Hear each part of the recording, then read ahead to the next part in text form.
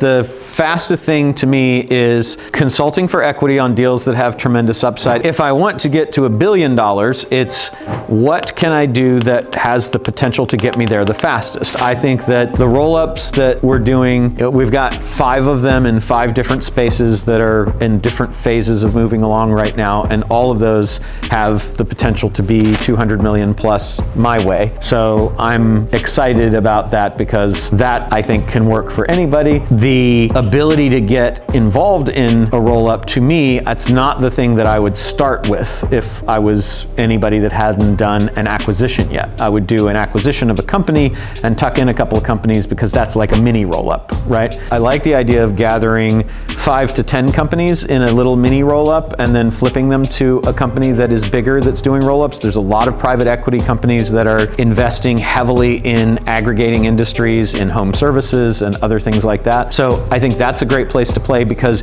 you don't have to worry about the exit because you've got buyers built in. If you know that in the United States there's 105,000 HVAC companies, and we know that there's aggregation plays going on from multiple private equity companies, I know that first off, private equity is not going to find all 105,000. I also know that if I put, say, 10 of those together, that I've got a buyer from 30 different private equity companies that are aggregating in the space. So I like that built-in buyer for speed. And then I like consulting for equity because consulting for equity, you know, my buddy John went in and made about $280 million by consulting for equity in a software company. You know, that had the potential to go significantly big. So I think if you're shooting for $1 billion, you want, ideally, don't make your first deal the $1 billion deal because that's going to be really hard. Get one good acquisition play and exit under your belt and then go. And then I think that you're going to look at CFE and roll up is probably the fastest way that I can think of to do that.